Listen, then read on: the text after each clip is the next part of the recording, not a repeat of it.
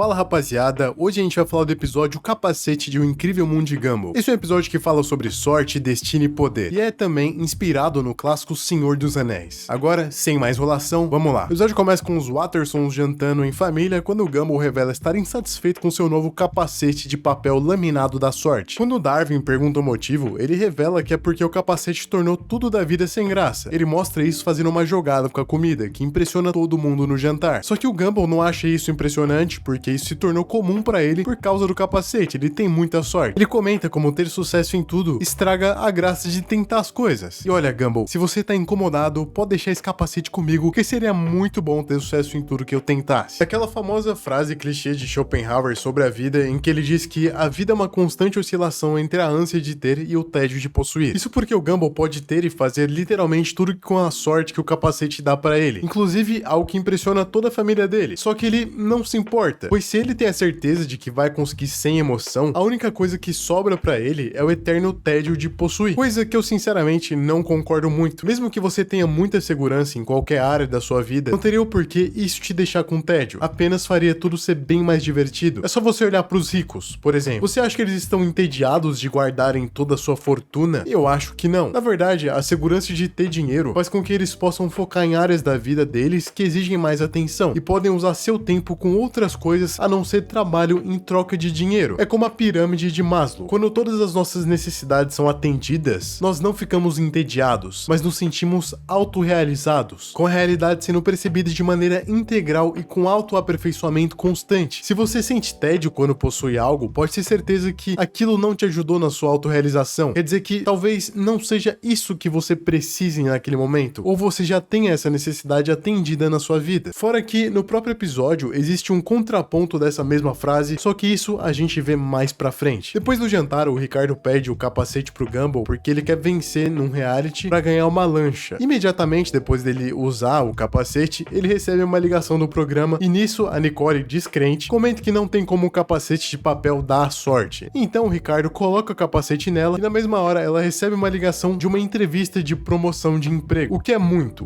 improvável de acontecer, sério. E eu já tenho um vídeo mostrando o porquê ela nunca ganharia essa promoção naturalmente, só com muita sorte mesmo. Depois vai lá ver, que sério, é muito estranho isso ter acontecido. No dia seguinte, o Darwin pergunta pro Gumball se ele tá triste por ter perdido o capacete, já que todo mundo tá ganhando coisas com ele, no que o Gumball responde que tá feliz por poder fracassar de novo e que se dar bem em tudo tava tirando a alegria da vida. Mais uma vez, ele trazendo o ponto de que o sucesso garantido não tem emoção. Porém, o Darwin também pontua que o Gumball só usava a sorte infinita e quebrada dele pra coisas idiotas, pra fazer truques que não tinham graça. E é agora que o episódio começa a rebater o argumento dele, dizendo que nós é que fazemos a nossa própria sorte e depois fracassando em um esporte. Claro que na vida, a sorte é só uma coincidência muito maluca e não uma característica da realidade como algo mensurável. Mas isso aqui é um desenho roteirizado, né, rapaziada? Então vamos suspender as nossas crenças um pouquinho. Ele fracassa em diversas coisas e em cada fracasso tenta provar que o fracasso é necessário. E sim, dá pra você encarar o fracasso como um mero acaso da vida, como os estoicos fazem. Pra eles, o fracasso é só um mero acontecimento da realidade que não precisa ser ruim e nem bom. Porque o que é bom e ruim, de verdade, só o vício e a virtude do homem é que diz. Mas não é assim que o nosso querido Gumball encara tudo aquilo. Pra ele, o fardo de fracassar diversas vezes e ainda atribuir isso a não ter capacete da sorte torna tudo pior. Ele vai quebrando aos pouquinhos, até começar a desejar ter o capacete novamente. Aqui, o Gumball aprendeu que é melhor o tédio do sucesso do que a tristeza do fracasso. Em casa, a Nicole e o Ricardo têm uma discussão de quem deveria ficar com o capacete e o Ricardo quer muito pra ganhar a sua lancha, mas a Nicole argumenta que ela quer ganhar uma promoção e que isso iria fazer muito bem pra família inteira, enquanto ele ganhar uma lancha só seria bom pra ele mesmo, o que não tá errado, né? Isso acaba convencendo ele de entregar o capacete pra ela, só que logo depois ele entrega outra sacola dizendo que o capacete que ele tinha entregado anteriormente era falso e que ele tinha tentado enganar ela. E essa cena é na verdade uma referência a Senhor dos Anéis, no momento em que o Bilbo entrega o anel pro Gandalf no início do filme. Na verdade, a trama inteira desse episódio do Gumball é uma grande homenagem pra saga Senhor dos Anéis, com um capacete representando justamente o Um Anel, que é um objeto que entrega poderes imensos pra quem o usa, só que ao mesmo tempo vai corroendo o portador e fazendo ele perder qualquer outro desejo, a não ser a vontade de ter e possuir o anel, que se torna o precioso da pessoa que tem ele. As referências do Senhor dos Anéis nesse episódio vão continuar durante muito tempo e vai se relacionar diretamente com a mensagem dele. E quem sabe eu não faço algum dia um vídeo sobre o Senhor dos dos Anéis aqui? Quem sabe? Na entrevista de emprego, a Nicole vai super bem e é super elogiada, mas o chefe fala que ela não poderia trabalhar com aquele capacete de papel machê. Só que ela diz que, na verdade, o capacete é de papel laminado, no que o chefe dela, que é um papel amassado, caso você não tenha percebido, fala que, na verdade, é um papel machê. Por conta disso, ela percebe que foi enganada pelo Ricardo e o vê na TV ganhando a lancha. Vendo isso, ela tem um surto de raiva e quebra o escritório inteiro, obviamente perdendo qualquer chance que ela poderia ter de ganhar aquele emprego. O interessante desse trecho é que ela prova que o capacete não tem o poder de verdade. A Nicole só acreditou que conseguiria a promoção usando ele, mas ela conseguiu por sua competência e não pela sorte. Usar aquele capacete dava confiança pra ela, e isso foi suficiente para que ela chegasse lá, acreditando que ia conseguir. É como uma dessas frases que a gente vê por aí: o que você faria se soubesse que não ia falhar? Se você tivesse certeza de que ia acertar e fazer o que você quisesse de uma forma excepcional, o que você faria? Esse tipo de pensamento nos ajuda a lidar com o medo de fazer as coisas, porque se você sabe que você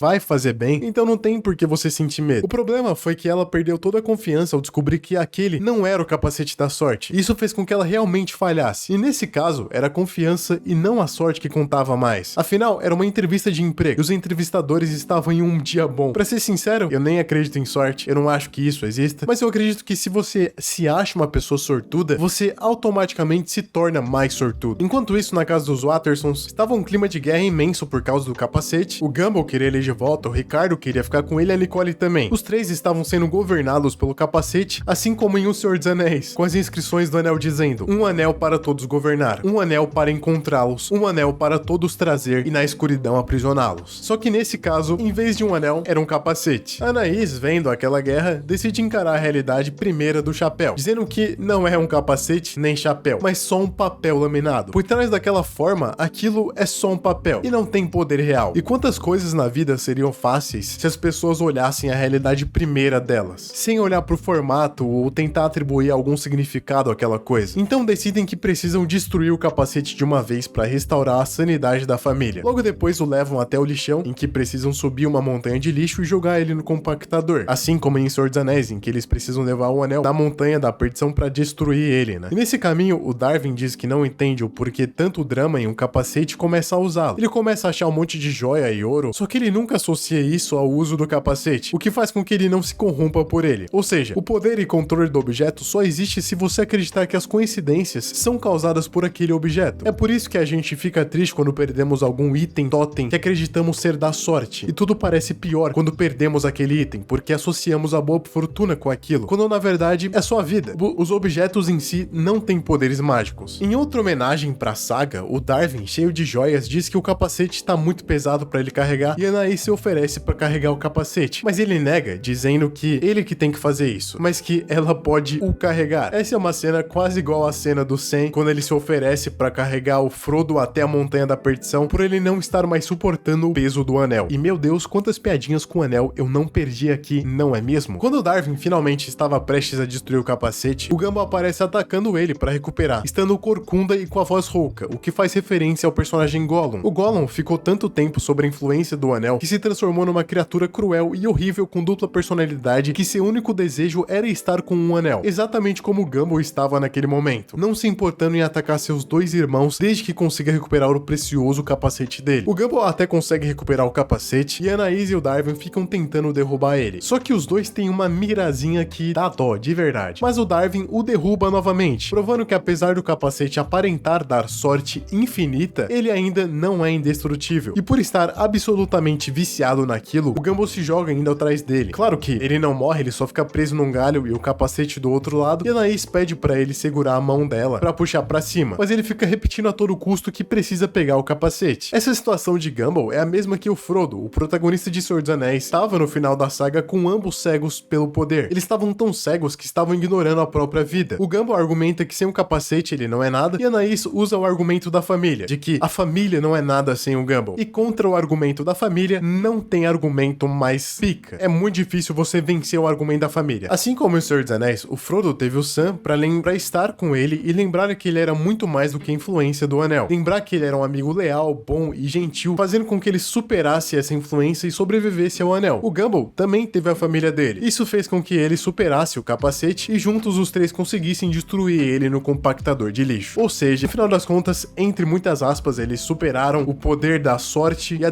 dependência que o Gumball tinha de acreditar na sorte. Pra mim, esse episódio é muito mais sobre crença, muito mais sobre no que você acredita e como o que você acredita pode dar poder dependendo de como você acredita naquela coisa. Só que nada é tão poderoso quanto o desprezo pelas suas próprias crenças. Tenta um dia pegar algo que você acredita muito e começar a desprezar completamente aquele algo e ver quanto a sua vida vai mudar, tanto pra melhor quanto pra pior, dependendo do que for. No final, ainda tem essa piada do Ricardo realmente usando a lancha com a família na rua. Bom, pelo menos ele tá usando em algum lugar, né? E o episódio termina muito feliz e com todo mundo bem. E pelo menos com eles livres da influência do capacete. Agora, eu vou ficando por aqui. Deixa o like, deixa o comentário e tchau!